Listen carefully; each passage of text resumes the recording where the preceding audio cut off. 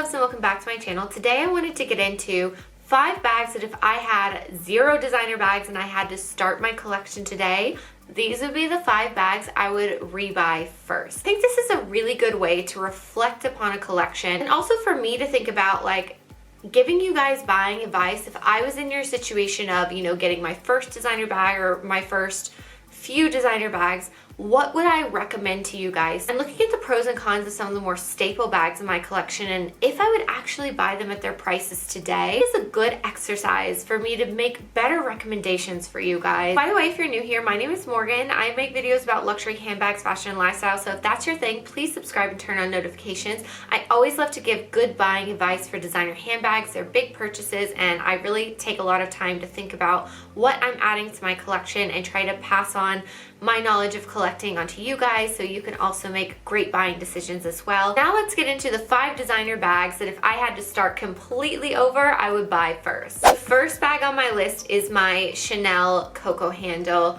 in the black, surprisingly. You guys know I love color, but I think there's something about having one good daily wear black Chanel with, for me, gold hardware, but silver if you prefer, in your collection. Growing up, I always thought, like when I first discovered Chanel as a brand, like before I could even afford it, it was something that I looked at women who were wearing a black classic flap and I was like, wow, that's like the epitome of the it designer bag. Like, I didn't even have Hermes on my radar, honestly, because that was so way above what I could ever dream of adding to my collection at that time. I think with prices today, and especially after one of the biggest percentage price rises we've seen in a long time from Chanel recently, I couldn't stomach that price for a classic flap. But I still think, even though the Coco handle did see a price increase this year, I still feel it's worth it.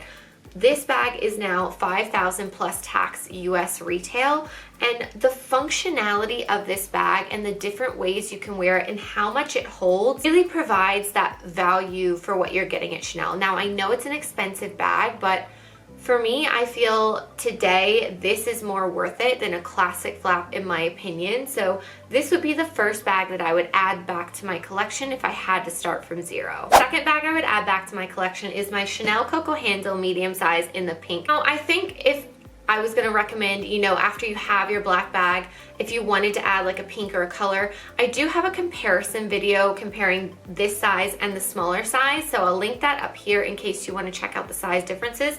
So depending on your lifestyle, I would say adding a colorful Coco handle is a really great option. Again, I think the functionality of this bag is far superior to a classic flap. Shoulder strap gives you a lot of versatility. You also have the top handle to wear it this way as well. I'm finding that in terms of use for myself, a top handle is something that I really look for in a bag, especially if you like to wear denim or things like that and you do want to wear a colorful bag, or if you wear an abaya. I get this question all the time, how to avoid color transfer if you wear an abaya with a colorful bag.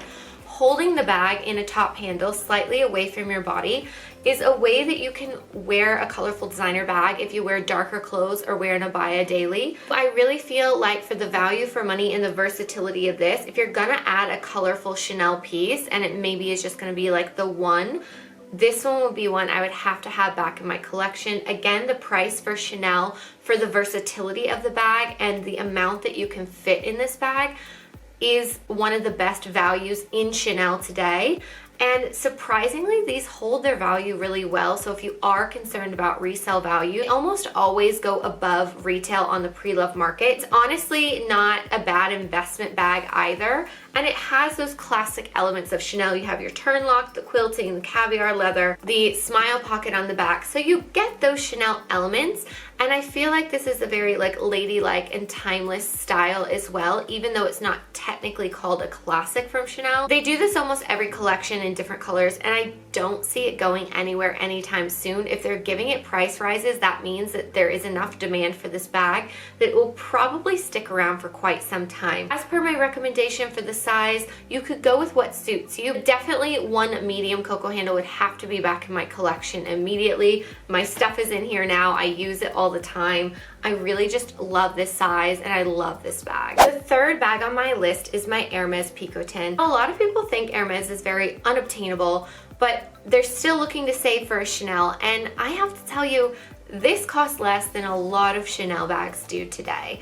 And a picotin is a really great way to try out Hermes quality, see if you like the brand, and I will say I have fallen in love with the brand through this bag. It holds more than you would think. I will link up here my unboxing that shows what fits inside for this bag. Quite honestly, with prices of Chanel today, I'm looking more at Hermes because of the quality of leather and the service they provide for their bags, like after you get that bag. For the prices today, if you are looking at Chanel, there is no reason why you shouldn't also be looking at Hermes. Now, I understand this is not logo heavy. It doesn't scream, look at my designer bag like a Chanel does. So if you like that logo mania, Hermes might not be the brand for you. I got mine pre-loved and I got it at retail. So there are some colors and styles that you don't pay the huge premium you pay on the pre-loved market like a Birkin or a Kelly. So there are ways for you to try out Hermes if you're, not sure about going in store or starting your journey or whatever your reservation might be. This bag was under $3,000, and tell me what you can get in Chanel today for under $3,000. So if I was starting my collection over today, I would be looking at more Hermes bags at that under $4,000 mark, because they do have a few styles you can get for under $4,000. The fourth bag I would have to rebuy very quickly if I was starting my collection over is my Neverfull. I know, I've kind of done a complete 180. Before I had this bag, I was just like, it's a basic tote. What does it matter? You can get a tote at any brand. I love this bag. It's so functional. It's so hard wearing. It's great for travel. You just dump everything in here and like go on with your life. So I get why it's so popular. And I do feel that at the price that it is, compared to a lot of other designer bags, even though Louis Vuitton is raising their prices on most all of their items, or by the time this video goes up, they would have just had the price increase. It just depends on my upload schedule. But even considering the new price of the Neverfull, I still think it's worth it. I still think it's worth it to get in store as well, because this is a bag that you're gonna put the wear on it yourself. And I think that really to get a discount on a Neverfull pre-loved, they're usually pretty banged up. And even at the prices today, I think this bag is well worth it and super functional and great for daily use. The last bag on my list that I would rebuy today, even at current prices, is the Chanel Mini. I think for me, the classic flap, like in a medium size, doesn't function enough for me to spend current retail or even what they go for pre-loved.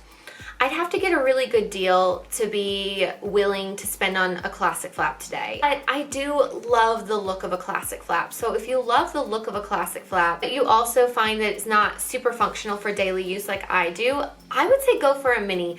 It would be a great evening bag. I think this would serve me for, weekends or evenings and those times when I don't need a ton with me. The price is not as crazy as a small or medium flap is today.